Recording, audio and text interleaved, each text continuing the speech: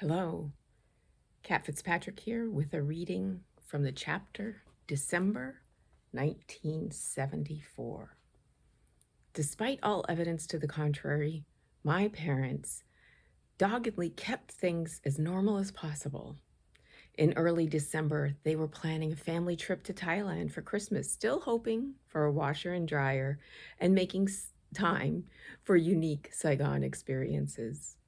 One Friday, my father took the afternoon off of work despite his pressing workload, and all 9 of us boarded a small charter boat to take us on a cruise along the Saigon River for several hours.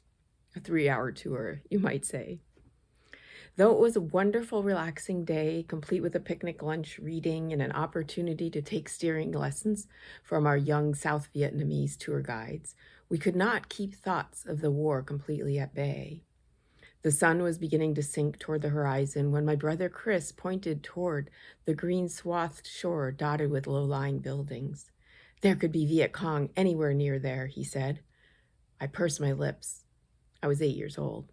I could not imagine that there might be danger where he pointed, but my brain could not fathom exactly what that might mean. What did a Viet Cong look like? I stared hard at the trees and bushes, wishing I could diminish the invisible threat by making it miraculously appear. Unfortunately, my wish was about to come true, or quite nearly true. We didn't get to see any identifiable Viet Cong, but began to feel their presence at an uncomfortably close range. For one, we were informed that a South Vietnamese employee at my father's House 7 radio station, he was a typesetter, had been arrested due to suspicious activity. When interrogated, he confessed to being a Viet Cong infiltrator, a spy for the National Liberation Front. My father's company was immediately switched out, his company car, and had the plates changed on the family station wagon. But that hardly made us safe again. House 7 also was a close-knit group of people who spoke freely among themselves and came and went as they pleased. The 2-story building was actually an old warehouse, and its shabbiness meant to disguise its top-secret PSYOP mission. It was not even heavily guarded, another attempt to keep it under the radar. As an insider, that VC spy had access to much information about every American working at the station, including our house address. "Obviously, we can't move," my mother wrote in a half-hearted attempt to soothe her parents. "The VC probably knew where we lived even before we moved in, anyhow." Well, it soon became apparent that they did indeed know our location. One day, I came home from school and I heard an unusual sound coming from the second floor of my bedroom. I took the stairs 2 at a time, my little legs trembling with the effort. As I topped the last step, I realized that the noise was coming from my brother's room, though it was located right next to mine, had an outside entrance that could only be reached from the main house via a short walkway that overlooked our little pool in the central rock garden below. As I stepped out onto the short balcony, the sound sheared out of the open door of his room. It was loud and grinding and not at all reassuring. I peered around the corner to see my father on his knees pressing a smoking drill into the cement wall of my brother's room. The perspiration dripping from his forehead startled me more than the noise. I didn't think I'd ever seen him sweat. The white wall was strafed with gray gouges. They were wide, but not very deep. Mr. B was looking on. He was our chauffeur and helper, with studied intensity, but even I could see the doubt in his face. My brother John was watching with curiosity, but not much conviction himself. My father saw me and let the drill fall silent. "What are you doing?" I asked. "Trying to make a tunnel," he answered. "Your brother heard sounds on the balcony." "Sounds?" I said. "Your mother's afraid it might be the VC," he replied, almost laconically. After all, what is one to do when living in such circumstances? He examined the torn-up bit, avoiding my eye. "She wants a way for John to be able to get into your room at night without going outside." My heart lurched in my chest and a cold sweat pricked from the nape of my neck. Viet Cong in the center of our house? The enemy Viet Cong? Right next to where I slept? I was sorry I'd ever wished to see them.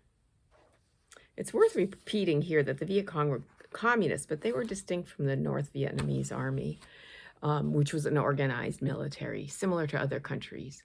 The VC was primarily a guerrilla force that occupied pockets of South Vietnam, and they were responsible for much of the hardship that the American soldiers endured. They operated in a coordinated but hardly traceable system, faded in and out of sight like ghosts, and blended in with the South Vietnamese villagers.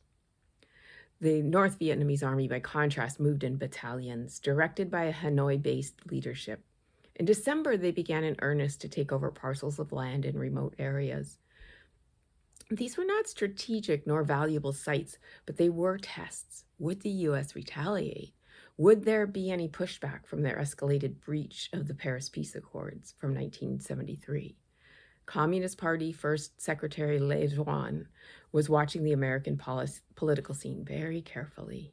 It was not long before he made up his mind that the extended and messy congressional debate in Washington, D.C. was dissolving any backbone that America had in regards to Vietnam. It was becoming more and more clear that there would not be any more funds supporting the South Vietnamese army. Le Duan concluded that the odds were truly in favor of the North's plans for further military advances. In the last week of December, the North Vietnamese army made a move on Phuoc Long, a provincial capital 75 miles northeast of Saigon. This was a step up from the previous land grabs.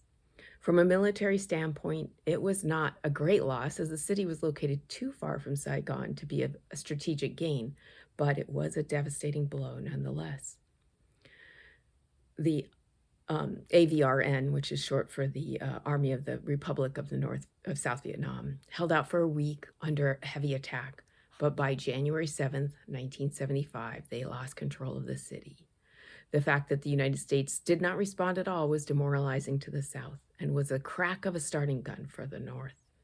Le Duan made a speech to his colleagues the day after the province was captured, encouraging them to create conditions for a general uprising in 1976 to liberate all of South Vietnam, or, if opportunities presented themselves earlier, perhaps even 1975.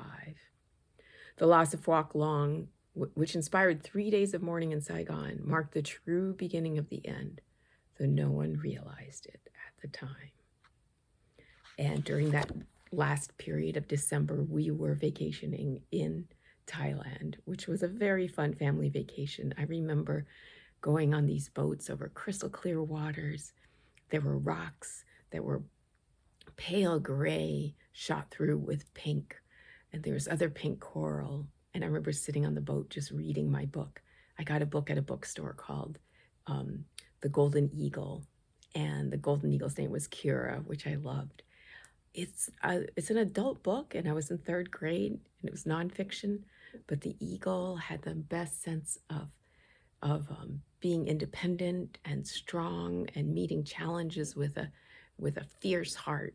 And I can only think back there as a little 3rd grader that I admired those attributes and really wanted to emulate them the best I could in the difficult situation we were in. Thank you for joining me in the reading of December chapter, For the Love of Vietnam, A War, a Family, a CIA Official, and the best evacuation story, previously hardly ever heard, but getting heard more now. Thank you very much. Look below for any links to the book if you'd like to buy, and for other videos from this book and other things. Take care.